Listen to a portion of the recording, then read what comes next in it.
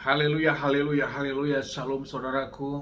Mazmur 119 ayat 105 saudaraku. Firman Bapa Yai Pelita bagi kakiku terang, bagi setiap jalan-jalanku. Renungan KPI Mayim Kaim pada hari Jumat tanggal 18 November 2022 atau pada tanggal 24 Kislaf 5783 diambil dari kitab Hakim-Hakim 17 ayat 1 sampai 2 saudaraku, yang berkata demikian.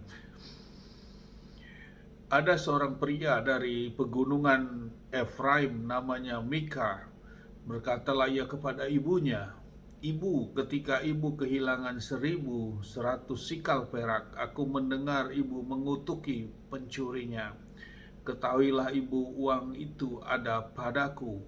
Akulah yang mengambilnya." Lalu ibunya berkata, "Diberkatilah engkau oleh Yahweh anakku." Saudaraku, perikop yang baru saja kita dengar dalam bacaan renungan Haftarah ini adalah tentang berhala Mika, saudaraku.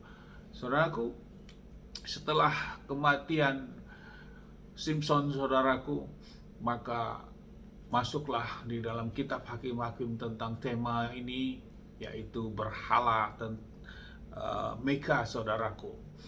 Dan di sini dapat kita lihat bahwa Mika adalah dari Efraim, saudaraku, dari garis keturunan Efraim, dan ibunya kehilangan uang dan ibunya mengutuki, saudaraku, terhadap pencuri uang tersebut. Namun ternyata yang mengambil uang tersebut adalah anaknya sendiri, yaitu Mika, saudaraku. Dan dalam bacaan Firekop tadi, di ujungnya ibunya berkata, lalu ibunya berkata, "Diberkatilah engkau oleh Yahweh anakku." Saudaraku, lewat bacaan Haftarah dan yang kita dengarkan ini, saudaraku, kita dapat melihat bahwa ibunya berarti mengerti tentang Elohim yang disembah oleh leluhur ibunya, yaitu pencipta langit dan bumi, yaitu Yahweh Sebaot, saudaraku. Karena dalam percakapan ini dia memberkati anaknya di dalam nama Bapa Yahweh, saudaraku. Namun saudaraku, yang menjadi renungan, berarti seorang ibu ini dia mengenal Tuhan, yaitu Bapa Yahweh, saudaraku. Namun di satu sisi dia memiliki suatu karakter yang mengutuki terhadap orang-orang, saudaraku. Terlebih atas apa haknya kehilangan terhadap hak-haknya, saudaraku.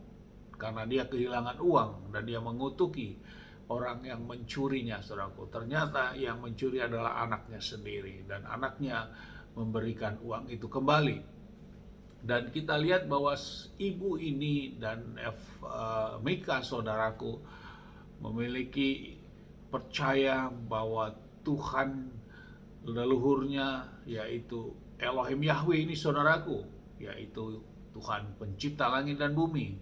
Namun saudaraku, bila kita baca terus di dalam perikop ini, saudaraku, mereka, keluarga ini, saudaraku, ternyata masih melakukan penyembahan, membuat patung-patung di rumahnya, saudaraku. Dapat kita lihat di ayat yang keempat yang berkata demikian.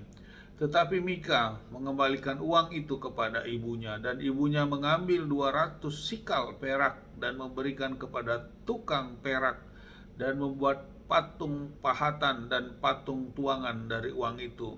Lalu patung-patung itu ditaruh di rumah Mika. Ayat yang kelima, Mika sendiri sudah mempunyai sebuah kuil para ilah.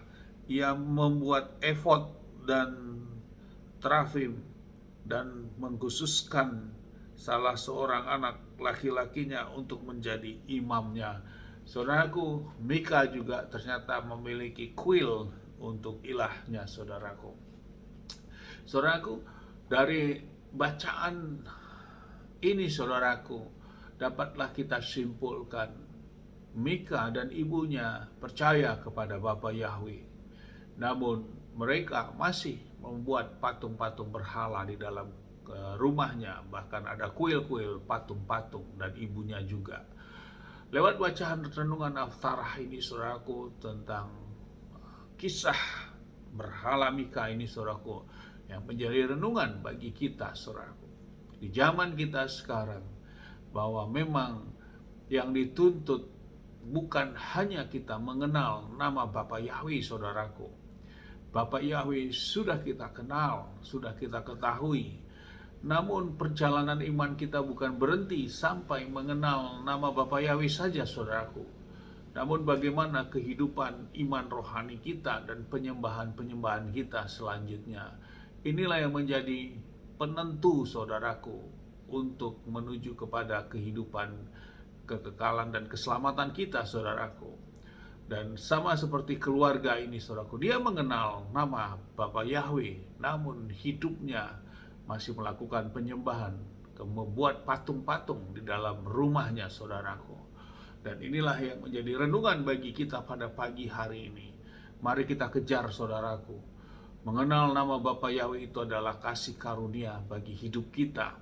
Namun bukan berhenti di situ saja, juga kita harus melakukan perintah-perintah dan ketetapannya ini, saudaraku. Dan inilah menjadi perjuangan bagi kehidupan kita. Jangan bangga kalau kita hanya sampai pada mengenal Bapa Yahweh saja, saudaraku, namun kita tidak melakukan hal ini. Sama seperti yang dikatakan bahwa iman tersebut sudah ada, namun kita harus aplikasikan, saudaraku. Mari kita sama-sama berjuang, saudaraku, untuk melakukan hal ini dimanapun kita berada, untuk mendapatkan suatu iman atau ibadah kita yang sejati itu. Amin. Haleluya. Sukses besar buat kita maju terus dalam iman dan tetap kita terus berjuang, saudaraku. Dari tempat ini saya berdoa, Bapak yang memberkati, melindungi kita semua dimanapun kita berada. Bapak yang menyinari wajahnya kepada kita, berikan kita kasih karunia. Bapak yang menghadapkan wajahnya kepada kita, berikan kita damai sejahtera. Apapun yang kita kerjakan, lakukan sepanjang, semuanya menjadi berhasil. Dan kita orang yang percaya kepada Bapak, kita tidak dipermalukan. Amin. Haleluya. Shalom, saudaraku.